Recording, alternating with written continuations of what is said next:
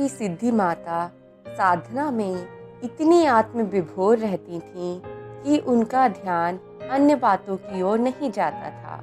कमरे में चूहे दौड़ रहे हैं, चारों ओर गंदगी है, यहाँ तक कि उनके शरीर में भी मैल जम जाता था।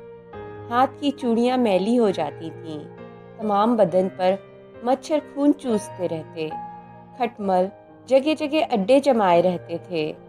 पर माँ का ध्यान इधर नहीं जाता था। जब भक्त उनके कपड़े बिस्तर धूप में डालते तब वे कहती, रहने दो, ये सब मुझे नहीं काटते। भक्तों की शिकायत पर कहती, शरीर ज्ञान होने पर लक्ष्य भ्रष्ट हो जाता है। मेरा ध्यान उधर नहीं जाता। मैं तो सर्वदा अपने ठाकुर को लेकर मगन रहती हूँ। अगर इन कूड़ा करकटों की ओर ध्यान दूं तो कैसे काम चलेगा। मेरा घर, मेरी चटाई, मेरा बिस्तर, ये सब भूल जाती हूँ। भगवान को भोग देना भूल जाती हूँ।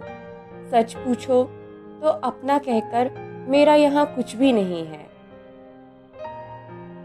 जब कोई भक्त उनके व्यक्तिगत जीवन के बारे में पूछता, माता जी आपके कितने भाई बहन हैं, तब श्री श्री सिद्धि माता कहती, मेरे भाई बहन कैसे, हाँ मेरी माँ की 5 संतानें थीं, पर अब उनसे क्या मतलब। अब तो बस मेरे ठाकुर ही सब कुछ है। माता जी जब स्थूल रूप में पूजा करती थीं, तब पत्र पुष्प अर्पित करते समय ठाकुर अपने चरण बढ़ा देते थे। नैवेद्य देने पर गोपाल जी श्री कृष्ण के रूप में आकर कहते, मुझे ये सब खाने दो। माला चंदन देते समय गर्दन बढ़ाकर उसे ग्रहण करते थे। उपदेश के रूप में वह कहते, सर्वदा एक मन में रहना, मन को पानी की तरह निर्मल बनाकर रखना, रात को अधिक मत सोना, स्वप्न आने पर दोष होता है। संभव है इन्हीं बातों को माँ अपने भक्तों से कहा करती थीं। साधक को अल्लम गल्लम नहीं खाना चाहिए। भोजन के दोष से रजोगुण तमोगुण की वृद्धि होती है। सात्विक भोजन से ही सत्य की ओर मन प्रवृत्त होता है।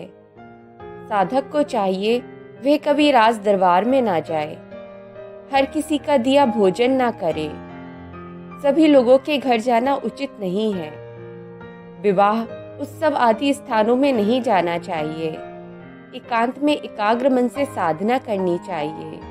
जो लोग हठयोग करते हैं उन्हें ईश्वर की प्राप्ति नहीं होती।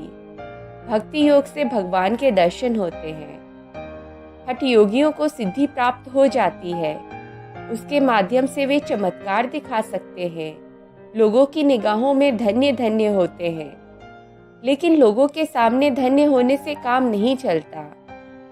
आत्मा की उन्नति होना आवश्यक है। भक्त अपने को हमेशा छिपाता है। जब वह सिद्ध हो जाता है तब वह छिपा नहीं रहता। 2-4 भक्त उसके हो जाते हैं। सब्र से मेवा फलता है। साधना का विकास होने पर भीतर ज्ञान स्थायी होता है। साधक अपने को समझ पाता है। तत्व ज्ञान अपने आप प्रकट होने लगता है। प्रथम अवस्था में कर्मयोग को लेकर सेवा कर्म करना चाहिए। द्वितीय अवस्था में उदासीन भाव आता है। तृतीय अवस्था में शरीर मन का गठन होता है। सर्वदा भगवत कथा में प्रीति उत्पन्न होती है। मन की चंचलता दूर होती है। चतुर्थ अवस्था में निर्लिप्त भाव आता है, पर आत्मदर्शन न होने पर स्थिर नहीं रहता। अपने साधना क्रम के बारे में माताजी ने कहा है, जब प्रथम स्थिति में मैं साधना करती थी तब मेरा मन करता था कि किसी जंगल में चली जाऊं। घर पर रहने की इच्छा नहीं होती थी। किसी दिन व्याकुल होकर घर से निकल पड़ती। एक दिन 64 माता के मंदिर में गई तो माताजी ने कहा, तुम घर पर ही साधना करो, इससे भगवान के दर्शन हो जाएंगे। इससे आगे और भी बातें करती रही, पर सारी बातें समझ नहीं सकी। इसके बाद मैं घर पर ही साधना करने लगी। एक दिन मेरे ठाकुर जी ने कहा, तुम्हें जंगल में जाने की जरूरत नहीं, कलयुग में वहाँ कुछ नहीं है, मन को ही जंगल बनाओ। कुछ लोग जंगल में रहते हैं, तन पर राख पोतते हैं, वो लोगों के घर घर जाकर भीख मांगते हुए कहते हैं कि मैं वनवासी हूँ, मुझे भीख दो वरना तुम्हारा कल्याण नहीं होगा। इसके बाद से फिर मेरा जंगल जाने का मन नहीं हुआ। प्रारंभ में ही उल्लेख कर चुका हूँ कि कुछ लोगों को परी कथाओं की तरह अपार धन मिल जाता है। यद्यपि ऐसे लोगों की संख्या बहुत कम है, परंतु कोरी कल्पना भी नहीं है। श्री श्री सिद्धि माता ऐसे संतों में अन्यतम रही। उन्हें जो कुछ भी प्राप्त हुआ वह किसी गुरु से नहीं बल्कि प्रत्यक्ष रूप से ईश्वर से ही प्राप्त हुआ।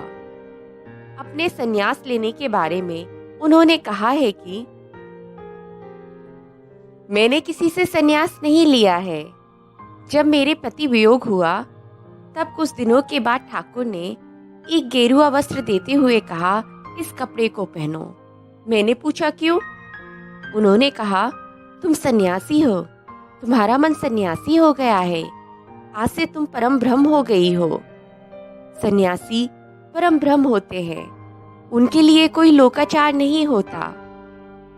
तुम तो बहुत दिनों से सन्यासी हो गई हो, पर अब तक तुम्हें यह वस्त्र इसलिए नहीं दिया कि अभी तक तुम्हारे जगत के पति थे। अब तुम माँ हो, अतएव इस वस्त्र को पहनोगी। इतना कहने के बाद उन्होंने मेरे कान में कई प्रकार के 20 मंत्र दिए।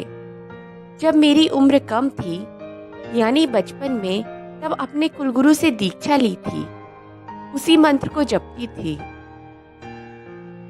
उन दिनों में भी मुझे थोड़ा बहुत दर्शन होता था, मगर एक नियम का पालन कड़ाई से करती थी। गुरु पूजा किए बिना मैं जल ग्रहण नहीं करती थी। जिस दिन गुरु माता सवेरे आ जाती उस दिन सवेरे पूजा हो जाती, वरना 4-5 बज जाते। तब उनकी पूजा करती, उन्हें मीठा और पैसे देती। गुरु के प्रसाद को छोड़कर कुछ नहीं खाती थी। आगे चलकर जब मेरी साधना में उन्नति हुई तब एक दिन गुरु माता ने कहा, तुम्हें ना जाने कितने दर्शन हुए हैं, मुझे भी कुछ दिखाओ ना। तब ठाकुर की कृपा से गुरु माता को भी दर्शन हुए। वे प्रसन्न होकर बोली, तुम तो भगवान की परम भक्त हो, तुम्हारे कारण ही मुझे ठाकुर के दर्शन हो गए। इसी प्रकार संतों की श्रेणियां हैं। कुछ लोग केवल भक्तों को उपदेश देते हैं, कुछ तंत्र मंत्र के चमत्कार दिखाते हैं, कुछ योगिक क्रियाओं की साधना करने पर बल देते हैं और बीज मंत्र देते हैं। इनके अलावा बहुत कम ऐसे संत हुए जिन्हें प्रभु कृपा से सब कुछ प्राप्त हो जाता है। ऐसे संतों में श्री श्री सिद्धि माता थी। दोस्तों, हम लगातार प्रयास कर रहे हैं कि भारत के महान साधक और साधकाओं का जीवन परिचय आपके सामने लेकर आते रहे। अगर आपको हमारे वीडियो पसंद आ रहे हैं तो कृपया मेरा चैनल दी हिमालयन योगिनी को सब्सक्राइब करें और इसे ज़्यादा से ज़्यादा लोगों के साथ शेयर करें। धन्यवाद।